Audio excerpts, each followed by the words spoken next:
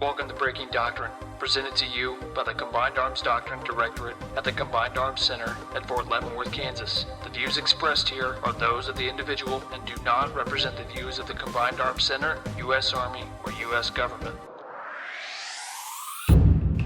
Welcome to Breaking Doctrine, a U.S. Army Combined Arms Center podcast on emerging doctrine and the Army's vision of warfare. I'm Captain Wyatt Harper, and this podcast topic is turning lessons learned into doctrine. With me today is Colonel Chris Keller, the Director of the Center for Army Lessons Learned, or CALL, and Mr. Rich Totleben, the Deputy Director of CALL, and Mr. Chuck Schrankel, the Chief of the Command and Control Division at the Combined Arms Doctrine Directorate, or CADD. Gentlemen, welcome to the show. Thanks. Thank you. Hello, Wyatt. So today we're discussing the relationship between Army doctrine and Army lessons learned, and how the lessons that we learn influence our doctrine. The lead organization for the Army Lessons Learned program is CALL. CALL is well known throughout the force for embedding personnel with operations, collecting insights and observations, conducting studies on Army and joint operations, and producing pocket-sized handbooks that cover a variety of topics. However, best practices, lessons learned, are not actual doctrine. And today we're going to talk about that. So, how the force generates feedback, CALL's role in that process, and then how the observations made during an operation influence Army doctrine. So normally, sir, we usually start with doctrine as the preamble to the topic, but today I think it's a good idea to start with the Lessons Learned program, and then we'll circle back to how that feeds into doctrine. So, Colonel Keller, sir, can you give us some background on your organization and its mission and its purpose? Sure, Wyatt, and thanks again for this great opportunity. Thanks to the whole CADD team. Chuck, great to have you here with us, and Rich, thanks for being my wingman. I was always up here. I did want to start, before I go into the Lesson Learned program, I did want to just hit on, I think it's real important to highlight that there is a good relationship between the doctrine division at CADD, between CADD and CALL. There always has been, and that's super critical for us all to remember in terms of how we're evolving and growing as an Army. This relationship, so as we like to sometimes call ourselves, the scouts on the ground, looking and seeing what's emerging, what's changing, what's trending in the Army, we can feed that into the doctrine division. So we really do appreciate this opportunity to be with you today.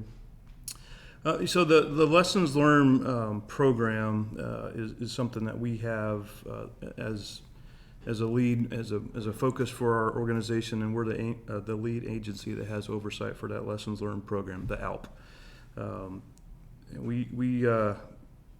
Our mission is to collect, analyze, disseminate, identify, and nominate issues and archive lessons and or best practices across all levels of war to facilitate rapid adaptation and enable operationally based decision making. So that's our mission statement.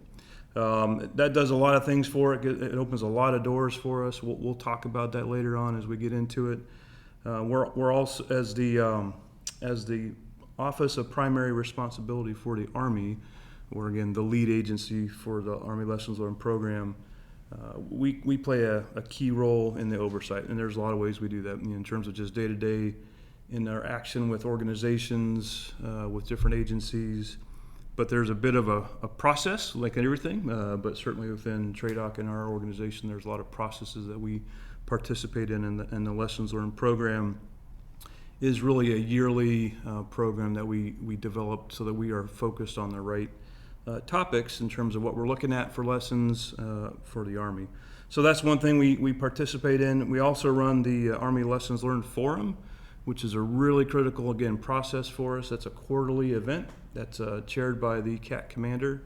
I think we'll talk a little bit more about that later, but that's really our action arm, if you will, on how we're really bringing some of these lessons or observations that we've identified. We're bringing that to a more senior level, and we're able to get that into the 3-star GOSC, and typically very well participated in by members of the operational force across the Army. So that's a real key aspect of another process that we help to run for the Army. We'll talk about GILIS, the repository that we run for the Army. It is a joint system, but we host it for the Army in terms of making sure these lessons are put into a repository so they're available, one, to anybody out in the joint world, but they're also available to certainly Army units. so that, again, we can put those lessons into a database that we can reference later on, but also, probably more importantly, that units can go into that repository and learn from other units so they don't have the same experience. And then I think the last point I think I'll make there in terms of kind of what we do for the Lessons Learned program is, we develop teams to go out and focus on different collection events or lessons learned events, and that's tied to the Lesson Learned program. Identifying those key bits we want to get after. And those teams a lot of times will come back and develop products. You've probably seen some of our products that are available online or in hard copy. So we develop a lot of those products as well, so that soldiers can benefit from those written products. And then the other key point that I think we bring to the fight is that we'll go out and we'll train units in lessons learned process. We'll do that for U.S. Army units, but we also have done a lot of that for joint partners as well across the world. Going out and helping different countries develop a similar lessons learned capability. So that's kind of, I think, starting off, that's just an overview of what we do and a little bit of how we do it and some of our process and how we try to move the ball forward on lessons learned. Sure, sir. So it sounds like you guys are involved in everything from the learning process, right? So I'd like to bring you in, Mr. Totleben. Sure. You want to run us through the end-to-end process? I'm curious as to and this for you too, Colonel Keller. How does a lesson, once we learn it, how does it make its way through the 4-step process? I understand there's discovery, validation, integration, and assessment, but it's more than just gathering the standard after-action review comments or whatever. Can you kind of go through that process? Yeah, sure. We have an Army Lessons Learned course that we run at call, and it's in the ATAR system. And we also teach an elective over at the Command and General Staff College for CGSE students that will go into those 4 phases of a Lessons Learned program. And those 4 phases are aligned with the Joint Lessons Learned program as well. So it kind of flows that we're kind of doing the same things that our battle buddies in the Marine Corps or the Air Force or the Navy are doing. And the first step of that phase is discovery, where we determine that there is a gap or there is an issue or there is a lesson out there that may be shared with the greater Army or the Joint Force that will improve operations or the way we do business in the military for others. And we discover those issues and lessons by sending out those teams that Colonel Keller talked about, the collection and analysis teams. And those teams are going out to major exercises like the Defender series of exercises. We sent a team up to Alaska in February to look at some Arctic gaps. We didn't send, but we formed a team to look at the Army's response to COVID-19. And so those teams are out there being those scouts, making observations to identify and discover those issues, lessons, and best practices out there. So that's one way we do it. The second way we do it is a lot of times it comes down from leaders in units. We get emails from brigade and division commanders, hey, I have a problem with maintaining a common operational picture. How often does something like that happen? We get those rather frequently. I would say at least 2 or 3 times a month. Sometimes a lot of times they'll come through our Army Lessons Learned Forum, GOSC, where they are given to us. We're out there scouting and we're looking at it, but oftentimes high priority, high visibility issues come to us directly through our leadership chain in TRADOC and also from FORSCOM. And just jumping in there, Rich, that's spot on. I think the other answer I would offer there is it just depends, right? Like anything in the Army, it just depends how frequently we get those, and I think it ebbs and flows based off the operational tempo of the Army, what's going on right now, what's changed. A lot of times we in call talk about, we'll get our system set, we'll get focused on how we think we're going to do the year, kind of like I alluded to earlier with the plan. But the world gets a vote, the operational environment gets a vote. So sometimes I think there are years where we get a lot of the top-driven, if you will, topics. There are other times where we are able to stay a little bit more on plan and do more of a deliberate process on what we've identified as issues. But that's the beauty, I think, and the power in some ways of call is that over years, I think call has demonstrated that they can be pretty responsive to those changes as they come down from the senior leaders. Chuck? Yes, sir. I just wanted to talk a little bit more about kind of how we get this stuff into doctrine. And I want to make sure everybody understands that it's not necessarily a formal process, right? I don't necessarily wait for something to come out of the lessons learned form, approved by a GU to tell me to make changes. We get feedback from call in all kinds of ways. Sometimes, again, it's in the form of a collection analysis report that has identified a gap. Airspace control, large-scale combat operations. The CADD commander says do X, and we start writing. Okay, I mean that's a good enough lesson learned for us, and we're going to be all over it. Other times we get feedback from the field during staffings, right? And I think I kind of talked about this earlier, where I think I've done a good job writing a manual, and I will staff that out, and then I will get feedback from guys that actually have to do this for a living that tell me I'm all screwed up, and here's a lesson that you need to this is what you need to write about. Is when I start to develop a publication, part of my research is to reach out to call. To get these, I call them observations, insights, and lessons learned. And I'll have to figure out how to get them on Gillis now. I normally just email Owen, right? Because he's my buddy over there. Say, hey, Owen, I need, can you hook me up with whoever knows about, the latest command and control trends or JAG trends?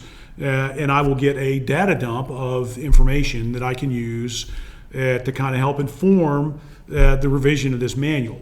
Oftentimes, as in the case of the command post ATP, again, it was a call CADD couple of guys that went to the National Training Center for kind of a right seat ride. We hadn't not written a command post manual in so long that we kind of had to get smarter on it again. So we had lessons learned from your database. Sent Mike Flynn and one of the call guys out to Fort Irwin for a couple of weeks to take notes, kind of on how a brigade command post ran, and then went to a division warfighter and a corps. Yeah, so it's the lessons learned get into doctrine in a variety of ways. The Army lessons learned form kind of being one, but we're always on the lookout for those. And I think the network that call has established over the years is amazing. And I know we've talked about very focused stuff here, but you get constant feedback from the combat training centers. Some excellent products come out of there. I don't know if you still have embeds, with deployed units or things like that, but you used to have, lessons learned folks with every deployed unit downrange, out at Fort Ward and a couple other Irwin and a couple of other places. And so kind of having that constant stream of feedback also helps, I think. Yeah, no, that's a great point.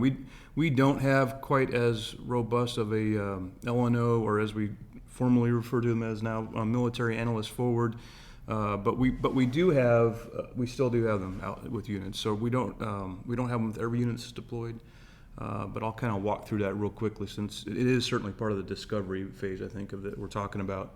We have on the ground at all the CTCs, we have a permanent presence. So we have at least one or two call representatives at every CTC. So NTC, JRTC, and then over in Germany and Hohenfels at that JMRC.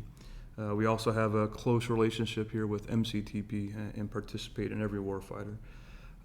Those are pretty constant. We have that another level that we've been focused on recently and over the past few years is at the ASCC. So USERPAC, U.S. Army Europe, Africa. Where else? We have them down in CTAF. We have Army South and Army North. As well as, not an ASCC, but we've sent an LNO down to Army Futures Command as well. So those just kind of running through my mind of the ones that we have on the ground right now. Really critical to, exactly like you said, Chuck, having a little bit closer eye scout a little bit further forward so we can get that information and bring it back. We would love to have representation at every division, corps around the world, and we do have some positions for those, and we'll continue to try to fill those as best we can. Obviously as organizations grow and budgets grow or not over the coming years. The other key point that's really important, Chuck, you brought up, reminded me of there, is even if we don't have a physical call representative at the corps or at the division or at the brigade, one of our guiding documents we might talk about later, Army Regulation 1133 talks about, and some other guiding documents talk about the importance of units identifying a lessons learned representative. So that's, again, a part of that network. So whether we have our person there or just the assistant S3 or sergeant major that happens to be the designated representative to gather lessons and help us with discovery, that's a key part of our Right, and I think technically there's a requirement to file an after-action report with you guys There is. at the conclusion of operations. There is, and you got me talking, Chuck, so that's good. But I'm sorry. That's good. No, Sorry. That's, part I was going to hit on that too. The after action review, or AAR, that one of you mentioned a couple of times already. That's been an interesting education for me in my tenure here. So right now, the Army has two different interpretations of the acronym AAR. At least two. There's probably more than that, but two that I'm aware of. One's an after action review that we all get to enjoy when we're going through a training exercise or NTC, JRTC, the COG, or somebody facilitates an after-action review. What you just hit on is critical. There is guidance. There is direction from some of our doctrinal publications. It's written in 6.0, FM 6.0. 6.0 and 1133 thinks that units, once they conduct an exercise or a rotation or a combat deployment, an after-action report being the second term that is associated with AAR, is something that's super beneficial to call. That's not necessarily something we get routinely. We certainly work with units, but as we continue that network and continue that outreach, I would agree with you. That's a real important part of our feedback process, and certainly what we started talking about a few minutes ago, the discovery of lessons learned. We can get that a lot of times through after-action reports. Sure, those reports provide the context behind the identification or the discovery of issues, lessons, or best practices. A lot of times when we say, hey, we'd like to see your AAR, they send us a PowerPoint presentation that facilitated a discussion, and the only way that you can get context from that is if you were sitting in the actual hot wash after the training exercise. But going back to discovery and what Colonel Keller talked about, our collection and analysis teams, here's a perfect opportunity where we link with subject matter experts, not just here at Fort Leavenworth, but also at each one of the centers of excellence. CALL has about 102 military and Army civilian professionals authorized. About 75% of them are here at Fort Leavenworth, and the other ones are out there forward as analysts forward at the CTCs and the Army Service Component Commands. But with the 75 or so folks that we have here at Fort Leavenworth, we don't have the corner on the market of subject matter expertise by no means. And most of our folks are Army civilian professionals and not military with the recent experience. So we reach out to the centers of excellence and say, hey, we're going up to the, do an Arctic Gap quick look. And we really need some subject matter expertise from the Maneuver Support Center on engineering operations in a extreme cold weather environments, or reaching out to the Sustainment Center of Excellence for logistics considerations, and all those things that are really tough in an extreme cold weather environment. And a lot of times when we ask the centers of excellence for those folks, they send us their doctrine proponent writers. So not only are we discovering, but we're also reestablishing that link between lessons and best practices and issues with the writing of emerging doctrine. So there's a great link right there when we reach out for subject matters. And the next phase of this process is the validation. And again, when it comes time to say, hey, is this a valid issue? Or is it just one-off because of personalities or the unique conditions associated, with that event? We again go back to the proponent, because only the proponent, who's responsible for all the .mil PF capabilities associated with that warfighting function, can say yes. We've seen that in other places. We've heard it. We've been wrestling with that issue. So we're going to validate that as a standing issue or observation that needs some type of resolution. So that's the second phase, the validation. And again, we work with the proponents, whether they be TRADOC, medical community, in trying to develop, going to the next step, which is integration, where we start developing the solution sets. Chuck. Yeah, I was going to say, you talked stuff that gets validated, and not everything gets validated. Correct. And you mentioned the doctrine interaction piece. We do get an awful lot of observations from call.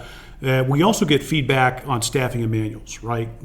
So somebody will make a comment on something that we've written with a lesson learned. Okay, this is a lesson learned or a best practice. And we really have to apply some judgment there on, people wonder what happens to those. We really have to apply some judgment, because for the most part, what we write here at CADD has to apply across the Army in every OE and theater that's out there.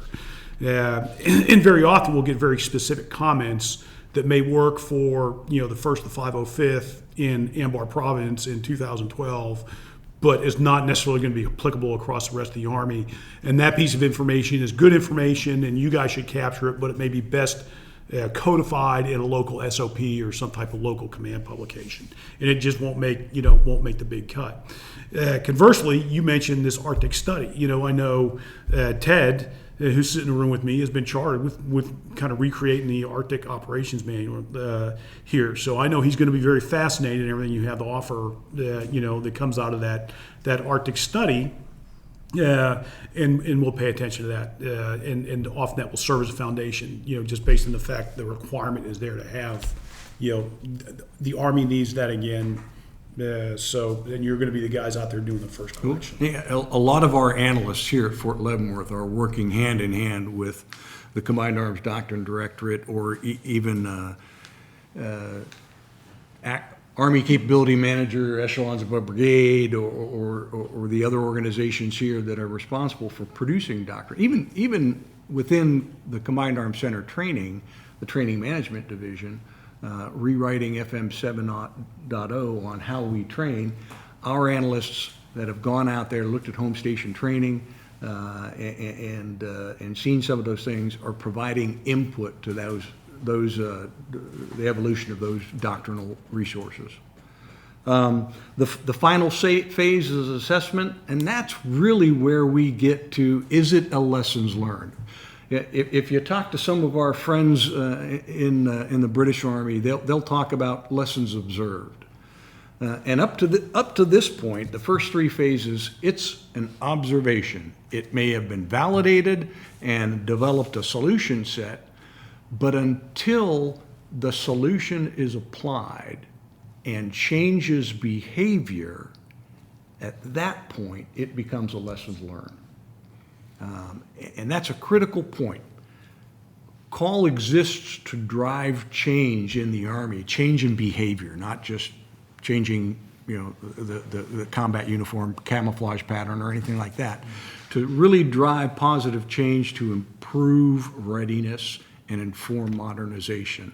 And so in this assessment phase, we go out and we look, or we get after action reports, or we talk to the proponents, say, hey, has the solution, and it could be a doctrine, organizational, materiel, leader development, policy, has that solution fixed the problem or the issue or the gap that we observed and discovered a couple months ago?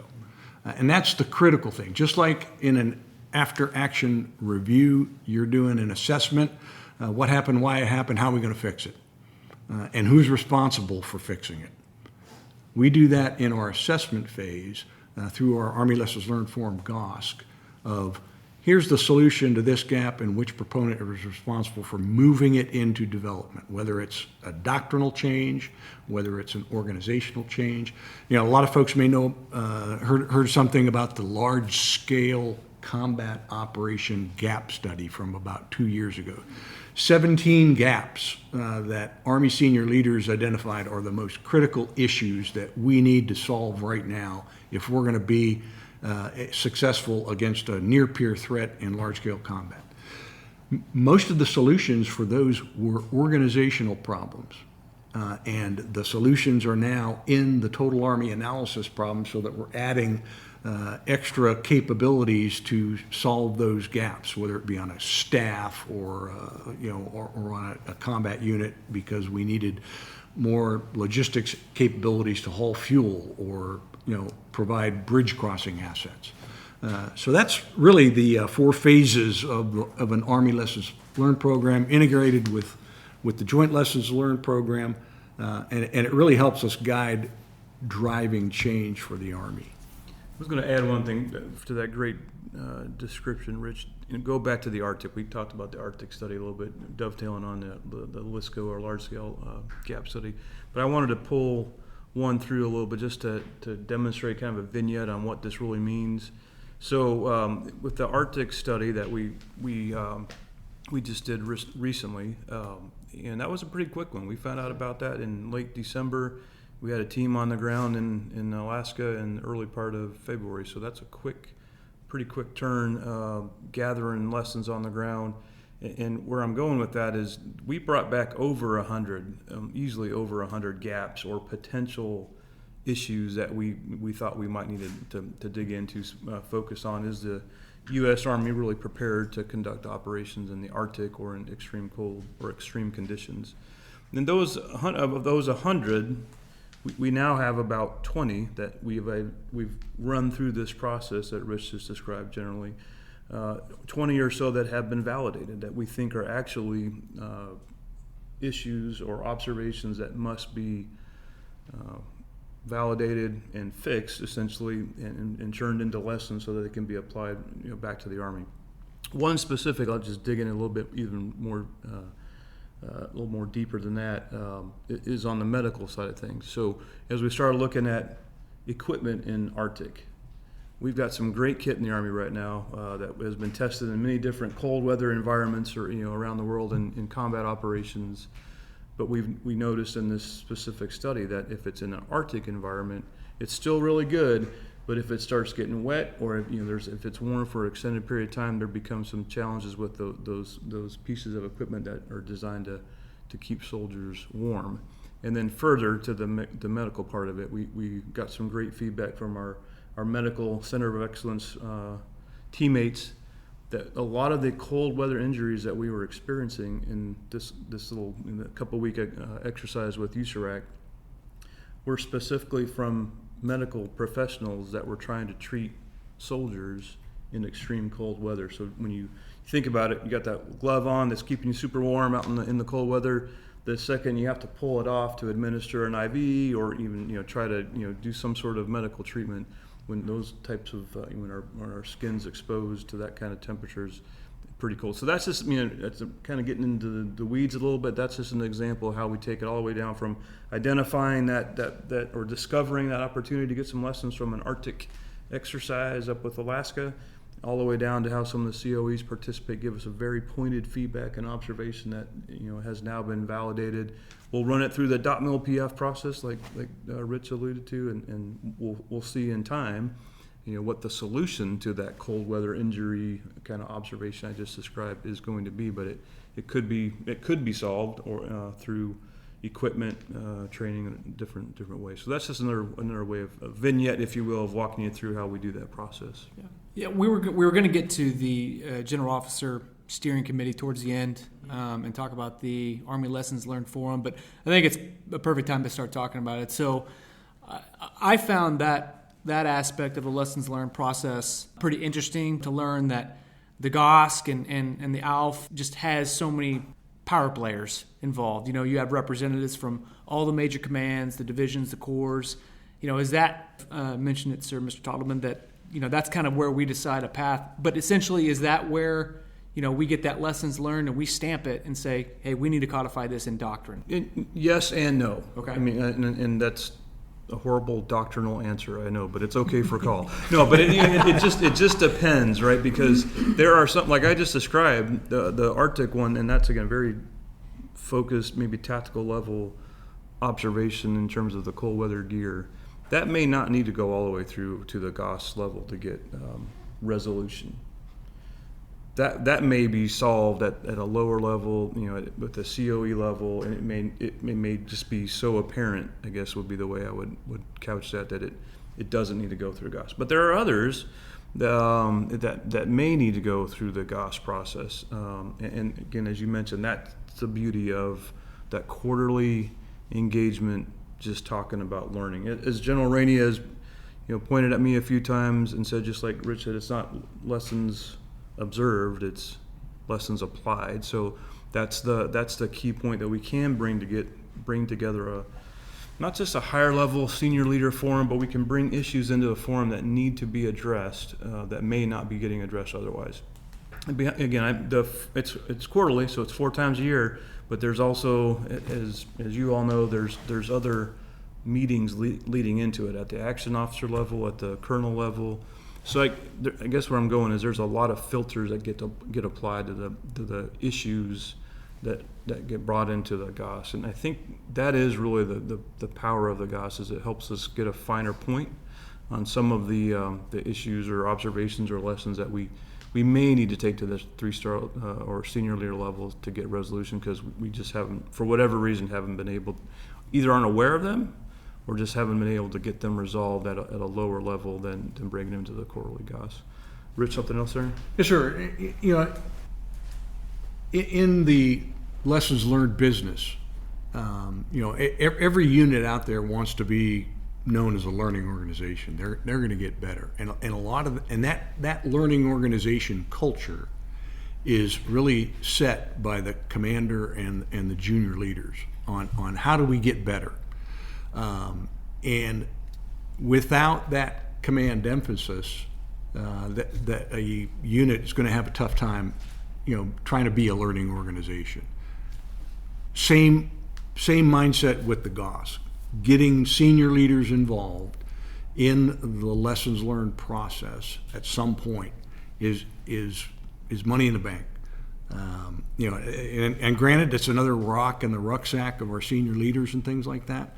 But getting better, improving performance, increasing readiness, informing modernization, that's senior leader business. And 2 follow-ups to that is, right now, the ALF GOS, the quarterly forum, it ebbs and flows in terms of how many people participate in it, but we average over 70 general officers or SESs that participate in that 3-star forum. So that's pretty good participation, and that's not just because Call's doing something specific. That's just because there's a lot of, like Rich just said, there's a lot of units that care about getting better and learning. So that's another huge part of that opportunity. It's just a way to flatten the Army in some ways and really share lessons, even if we maybe don't have the fix right there in that GOS, or because sometimes we do identify issues through the discussion. But at least there's increased situational understanding around the Army about a specific topic. So that's one part of it. And the other point I was going to make is they're frequently, routinely, one of the outputs that comes out of that GOS forum is taskings or fixes. So when we have a discussion about something that went particularly well or didn't go particularly well in a warfighter or in a CTC rotation or a observation that was made in some exercise around the world, and part of that discussion will a lot of times lead to that output of, okay, so based off of our assessment and the lead-in and the presentation, here's some taskings or some directives to certain, maybe it's a COE or even it's different organizations that, as part of the Army leadership, that will be responsible for following up on some of those issues or observations so that we can get to that fix. That might not be possible. Those taskings or those fixes may not be, they wouldn't become outputs if we didn't have that forum. So that's another real key part of that senior leader forum. Again, paying a little bit of attention, 2 hours, 4 times a year on doing some lessons. You mentioned this earlier, I think, in your introduction, sir. So we have the Joint Lessons Learned Information System, the JLIS. Can you guys talk about that a little bit? How's it organized? How do we search? Is there classified? Is there a repository for the sensitive issues? Can you talk about that? Sure. About 20 years ago, each of the services had their own lessons learned database and repository. In the call building here at Fort Leavenworth, we had a room, raised floor, a bunch of servers sitting in there. We had a platoon of information technology specialists. We stuck them in there with the servers, closed the door, and slid pizzas under there, and they literally managed terabytes of information that was in there. And so when somebody in the Army had a question about, hey, what are the lessons associated with convoy operations? We would guide them through that system. Now, unfortunately, our system didn't talk to the Marine Corps, didn't talk to the Air Force, Navy, and so in about 2003 timeframe, when the Joint National Training Capability came out by Department of Defense directive, the Joint Staff said, hey, why don't we have one system? Why is the Army paying millions of dollars a year to manage terabytes of information? Navy's doing the same thing.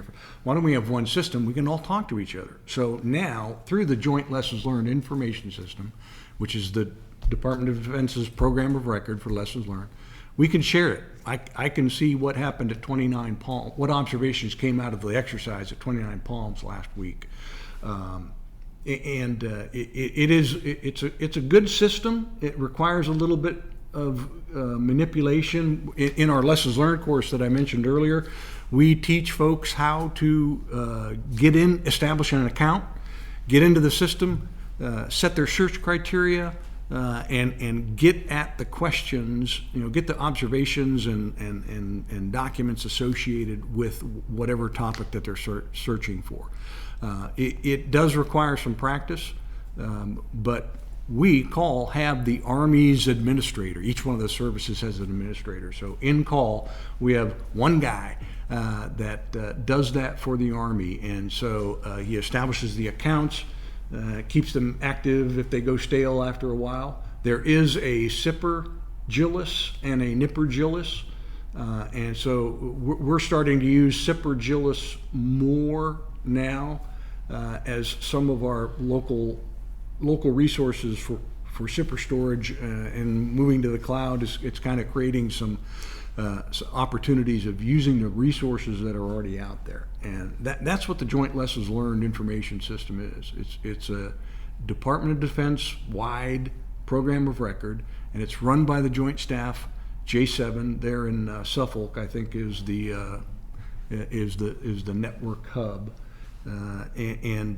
We administer it for the Army, administer the accounts, and do that management for it.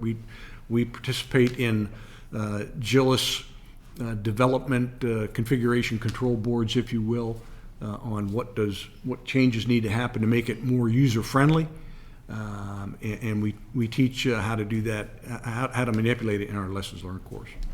A couple follow-ups there I thought of, Rich, as you were talking. So I don't know how far back you can search in JLIS. I mean, it's probably but I just wanted to make that point for you again for all joint services, but specifically for the Army. You can go back a long way, not just in our own call Army repository of information, just looking on our webpage, but you can dig back into, for sure, Vietnam lessons learned, but I've been told even further back than that. So that is a pretty unique capability to be able to get into. Or you look for recent things. Again, got my attention as you were talking, looking at world events right now and conflict in the Middle East and certainly in Israel. So we were kind of looking at that, and somebody asked the question, well, did we do this before, or have we written about this before? And sure enough, 2014-15, pulled out the classified, which is on our SIPR side of GILIS and our repository. You can look at the previous kind of conflict that was happening in that same area. So just a couple of examples of how there's some pretty useful information in there that may apply to units, but as well as doctrine writers as well. And this is if I have a CADD card, I can get an account on this thing? Yes. Okay, good. That's good to know. Now, the limitation on GILIS is that we haven't, the Joint Staff has not opened it up to our interagency partners there, so it's still CAC card enabled. But if you're interested in getting an account, come to the call website. We can get you connected to our GILIS administrator, set you up, and get you started in there. But like I said before, it requires a little bit of practice and learning to use the search engine correctly to get at what you want. But there's tons of stuff in there. One other point there that I'd offer, you mentioned the lessons learned course, so we've talked about that a little bit, and GILIS is actually obviously part of that. I wanted to talk about that lessons learned course. We used to do it in person. This is one of those. Maybe it's actually a benefit of the COVID year we just experienced. Now we've done it virtually again for the last year or so, and the benefit there is we're getting a lot more.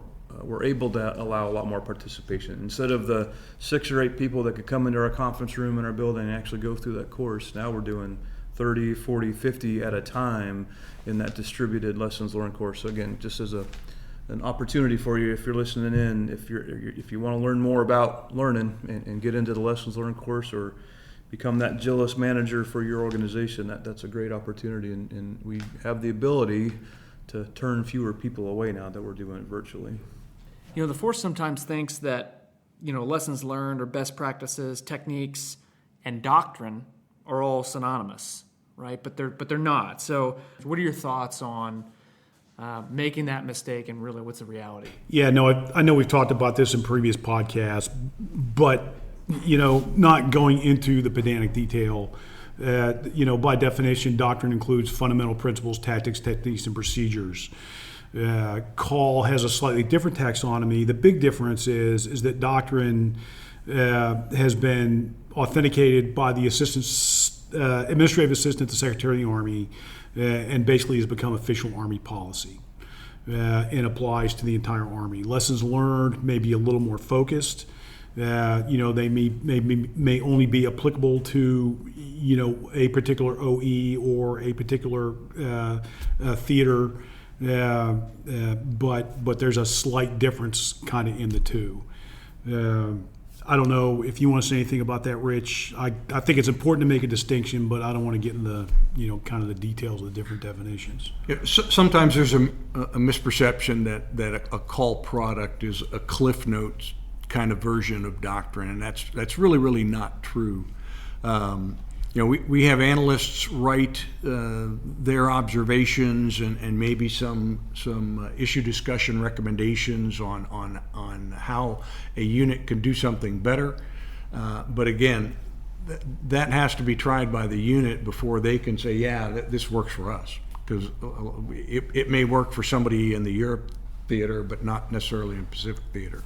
So it is not doctrine, and should be viewed as that way. It's and some of the things on the call website, some of the articles and the news from the fronts, for example, news from the combat training centers. We have an observer coach trainer at the National Training Center that has seen 10 rotations of units coming through the box at Irwin, and has seen time and time again how they've not been able to synchronize fires with maneuvers, and has seen one unit do it really well, and he writes a 6 or 7 page article about it, and poof, he sends it to Call. Call says, this is great stuff, and so we put it on the website, and it's out there. But it's not doctrine. It's suggestions of ways to do business that might become doctrine once it goes through the formal doctrine development process. But right now, they're lessons and best practices to share for other folks to look at ways of tackling problems. But every once in a while, we we do get requirements from centers of excellence to produce products that serve as a bridge to doctrine. And an example is the Army Combat Fitness Test. There were pilot ACFTs going on for about a year. Every one of those pilots had lessons and best practices to include on, how do we store all this gear? Well, there was a first sergeant here at Fort Leavenworth that developed designed a mill van with hanging points and racks and things like that. And this thing was the best thing since sliced bread. So we got those designed and we put it in a handbook. And then the Center for Initial Military Training gave us a lot of their emerging doctrine that had not been, fully validated by the end of the pilot exercise, but units were screaming for information on the ACFT because it was coming up and it sounded hard. So we produced two versions of the Army Combat Fitness Training. Another one, Command Post Computing Environment here in Mission Command Center of Excellence. A lot of SOPs out there. It was initial fielding to units, not full fielding. Still at initial operational capability. All the manuals associated with it weren't on board, but units were saying, hey, I got it. I got this thing, so how do I, when my operator PCS is at the end of this year, how do I train my new guy? And so poof, call produces a document that kind of bridges to doctrine. Yeah, great points, Rich. One other thing I was going to throw out there too, because we use the word or the term best practice frequently, and that's a great term because it can be used for a lot of things. Mm-hmm. But where I'm going with that is one really, I thought, unique example of how call unexpectedly, and certainly not, we didn't look forward to this opportunity, but when COVID became a pandemic and became obviously an emergency for the U.S. military and across the world. Going back to earlier in the discussion, we talked about our LNOs around that network around the world. What we were able to do very quickly, because we had those connections to units with our LNOs, we were able to gather best practices from different organizations as the pandemic spread around the world. So starting as we watched things in Korea, or I guess in the East, as we watched things in Italy and moved through Europe, we were able to gather those. They weren't lessons learned yet. They weren't necessarily just observation, but we were getting best practices from units on how to deal with that threat that was popping up, as you all know, very rapidly. And we were able to just put them on our webpage, created a specific page for COVID response, not to just write handbooks or write things about it, but to share information with units or organizations around the world rapidly, so that maybe they could identify some of those best practices, learn from them, or be ready for the pandemic when it started to come into their area. So I thought that was one maybe non-doctrinal, if you will, or unexpected use of the term best practice, but it was I think something that we were able to bring to the fight that was beneficial.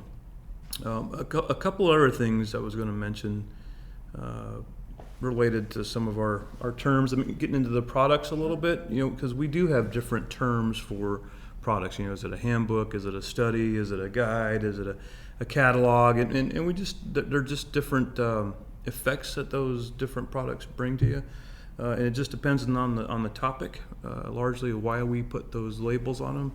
In a lot of ways, what I like to tell our own guys at call is, a lot of times doctrine tells us a lot of ways the what. Sometimes what call's doing, as Rich mentioned, as the bridge, is okay, you got the what, or maybe we don't have the what yet, but here's maybe how to do something. So that's kind of where the handbooks and guides come into play. It's really helping a unit understand how to do something, or maybe why to do something, versus just the what. That's really important, but that's, I think, sometimes more of the focus that we can bring.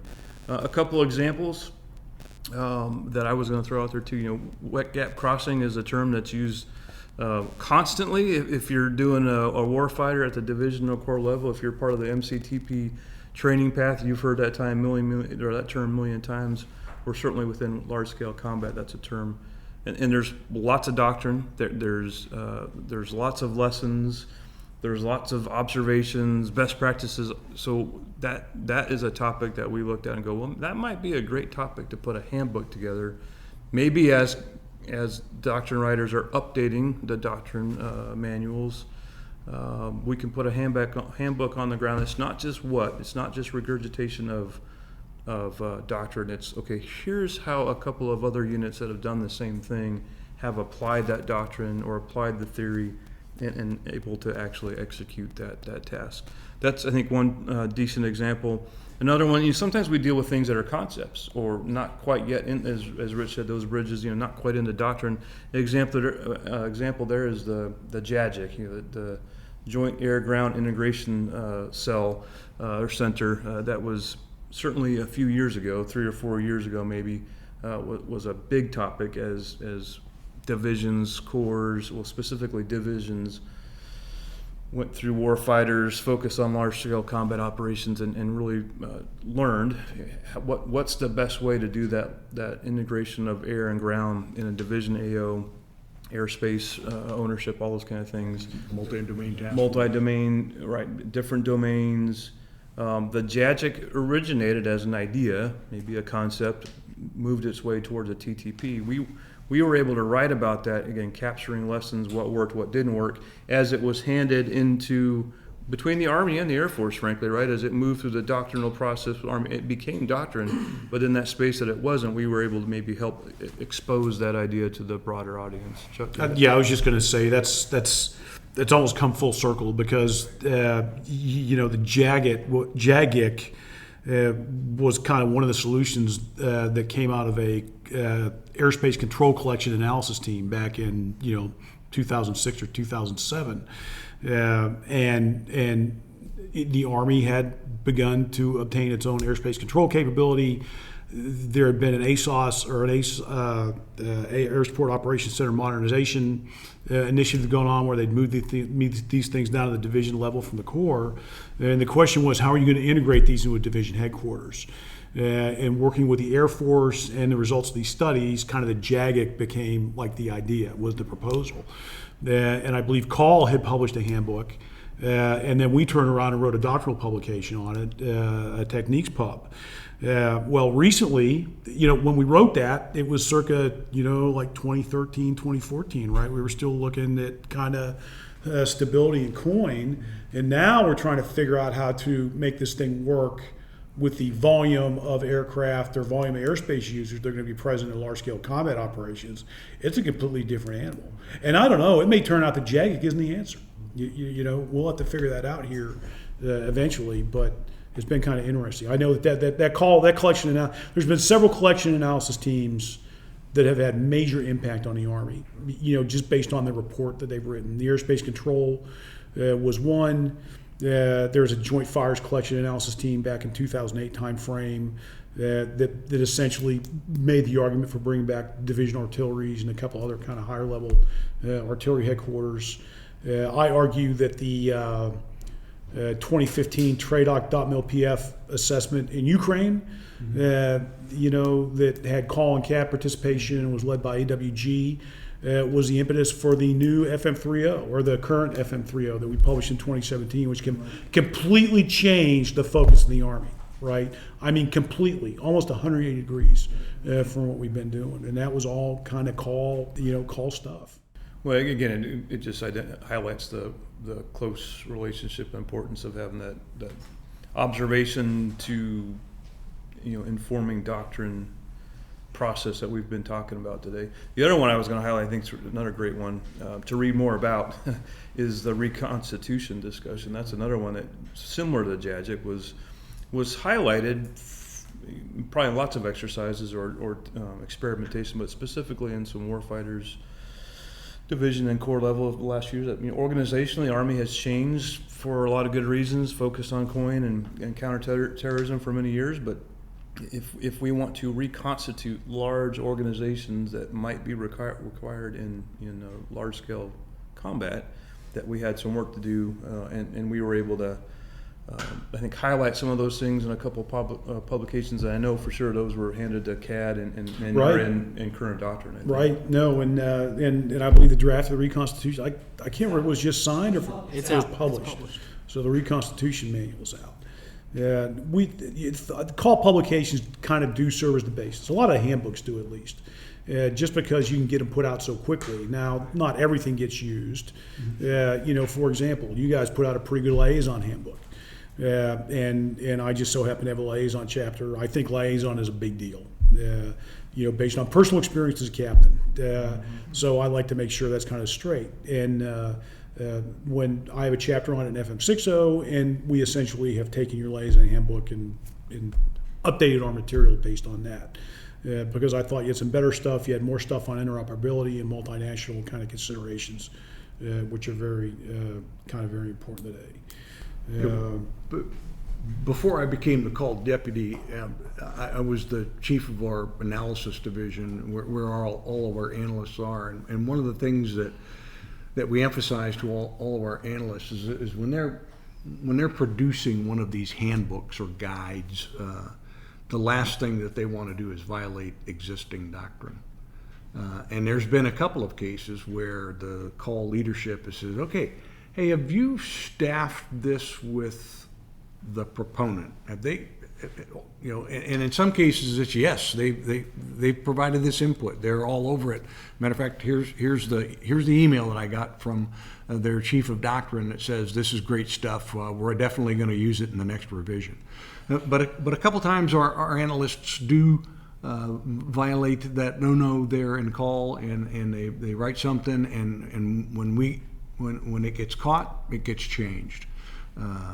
It's not a replacement for doctrine. It's not doctrine. It's a way of applying doctrine, and it's a great relationship we have here at Fort Leavenworth, not only at Fort Leavenworth, but also at every one of the centers of excellence who are producing doctrine as well at the brigade and below level. Because that's going to be our first question, and we appreciate that. I mean, as a doctrine guy, and having watched this for like 15 years now, I think there's a much better job at call making sure those things are actually, based in doctrine. That people understand what the doctrine says. Because that's the first question we're going to ask when we get an observation up. Here's a doctrinal observation, and I go, okay, great. Let me go read what the doctrine says. Well, I disagree with this observation. So where do you go from there? Because it just needed a little bit of work, but it's greatly improved over the last couple of years. And some, and again, some of the stuff we just reached out and grabbed. This the liaison handbook. This publication you put out last month on leader development under contact that came out of Fort Horn, I think that is masterful. Okay, that talks about how to develop leaders and very heavily related to mission command, how to train guys to exercise mission command. And I've started to draft that already for the next ADP. I'm not even going to ask anybody. It's just going to get you. It's not perfect. Okay, it doesn't match my words exactly, but the big ideas are there. And in some instances, it says what I was trying to say better than what I could have. So I'm just going to take that and I'm going to steal it, right? Which we do with a lot of stuff. So as long as we cite it, we're in good shape. No, Chuck, that brings up another great point that I probably touched on earlier, but it's worth repeating or highlighting. That product specifically, I think, came from the NTC. But I just wanted to make the comment that we get a lot of input from all the CTCs. I mentioned our permanent presence there. That's really important, but it's another way to get feedback from the COGs, the commanders of the ops groups out at all the CTCs. They all have outreach programs. So in a lot of ways, we are another way to amplify what the CTC COGs are seeing, what the CTC groups are seeing, and that's important for units, and it's great to hear that's helpful for doctrine as well. Yeah, very much. I mean, call started in 1985 because of the Combat Training Center program. And the reason why the Army established the Center for Army Lessons Learned is because too many lessons and best practices, and in some cases data, was left out in the box. It wasn't captured, it wasn't disseminated to the rest of the force, it wasn't put through the analysis grinder to validate, those issues and observations. I mean, if you think about, 10 rotations a year at NTC and JRTC and at least one at JMRC and all the other multinational things that they do, there's a lot of learning going on in each one of those rotations. So how do we export that learning to the rest of the Army? And that literally was why CALL was formed. I love the topic of the handbooks and all the other products. So if I'm out there listening and I want to go look at these, where do I go, sir? So there's two ways, well, at least two ways, but that I would recommend to you. That's the quickest path. So unclassified, if there's a public release document, because we do have some documents that have to be only on the CAC enabled website, but if it's publicly released, and that's our goal, man. It's always our goal is to write for release so we can get it out to as many soldiers, joint teammates, partners, multinational partners around the world. So we're always trying to write for release. But if so, it's public release. It's on our CALL website, and typically you'll see that highlighted on some of our products. But that's one way on our unclassified website. The other one would be on our unclassified still, but CAC enabled website. That's where we have the preponderance of our information, because by definition a lot of times when we're talking about gaps or lessons, that sometimes leads us into the we used to call FOUO or now controlled unclassified information realm. That's a great repository that we run in terms of a website that leads you into GILIS, as all those other things we talked about right there. So those are probably the two gateways that are easiest to find right now. We are trying to stay as digitally enabled and agile as we possibly can. So a couple things you'll probably see on the horizon here soon. We are looking into apps. We have had used an app before. Again, the challenge sometimes becomes that CAC enabled process, but we're fighting our way through that. I think we've got some good solutions.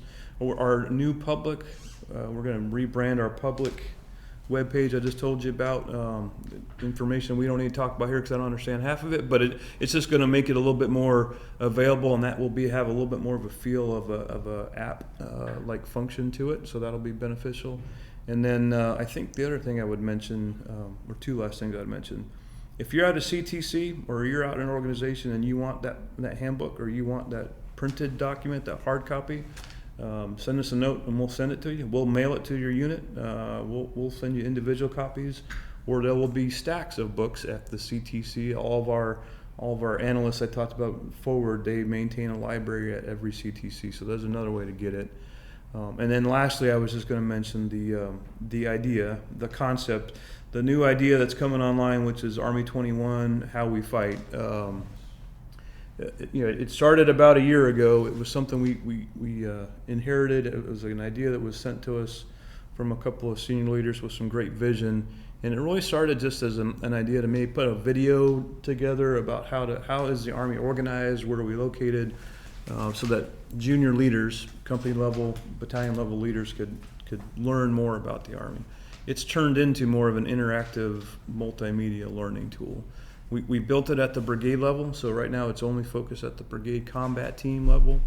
We're doing some upgrades to the website, so it's not online right now. It should be here back within the next couple of weeks back online.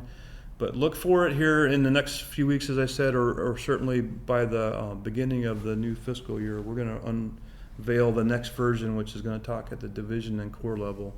So we'll be able to show you and give you a platform to come into digitally, virtually, that you can learn all about the Army, where the Army's located, how they're organized, how they're equipped, and there'll also be connections in there to doctrine, connections in there to lessons learned, connections in there to operations and operational environment. So that's another interactive way that, stay tuned, keep plugged in the call, and that might be something you can benefit from in the coming months. Again, we're going to roll that out in October at the AUSA conference is the next release for the division and corps version. Rich, anything else there? No, sir. As we're moving to the cloud here in TRADOC, our actual URL address may change, but right now it's pretty simple, call.army.mil. That will get you to our public access site, and there's a tab on there for access to our restricted site, which is CAC enabled. And anybody with a CAC card can get on it and take a look at those other documents that have gaps, that have documents with gaps on it, or aggregated things that require additional control in terms of the release of that information. But we'll find out here in a couple weeks or so what our new site might be, and we'll try to get that out as best we can. The other thing I missed, and I'm glad I remember this one, but you can just subscribe. So just like us, maybe that's not the right word, but there is a way, again, on our website, click on the button that says subscribe, and we will, that just opens up the door. You'll get newsletters, you'll get a monthly push from us, a quarterly newsletter. We'll send, what's the latest information coming out of call. We'll send latest products, linkages to CTCs, linkages to other, to CADD, other organizations within CAC. But that's another great way if you're hungry for more lessons learned, we can reach out to you and push that information to you as well. Well, gentlemen, as we wrap up, I just want to ask: is there anything else that you wanted to add before we call it a day? Okay, thing. Now, I have one thing I want to go back just real quickly to some of the handbooks, and I wanted to mention MDO, MDTF real quickly. Not to get into the discussion of doctrinal definition of multi-domain operations as much as Chuck, I know you'd like to do that, but I wanted to highlight again just a slight nuance there. We've produced a catalog on multi-domain operations and MDTF relatively recently. I would highlight to that if you're looking for information on MDO, we've got 3 or 4 or 5 years of information on MDO. And then again, as it's evolved, right, from a concept now moving into doctrine, but some of that historical information's in there. But specifically, I would recommend to you, if you're interested in reading more about MDTF specifically, we just published within about a month or two the Multi-Domain Task Force 1 Quick Look, and it very graciously was enabled by General Eisenhower and his team in MDTF 1. So a lot of great specific lessons that come out of that one as well, if you're interested in reading more about the MDO, MDTF. Yeah. Well, gentlemen, on that note, I think we'll wrap things up today, so thank you for joining me today. I'd also like to thank our listeners and note that the views and opinions expressed in this podcast do not necessarily reflect the official position of the United States Army, the U.S. Army Training and Doctrine Command, or the Combined Arms Center. I'm Captain Wyatt Harper, and this is Breaking Doctrine.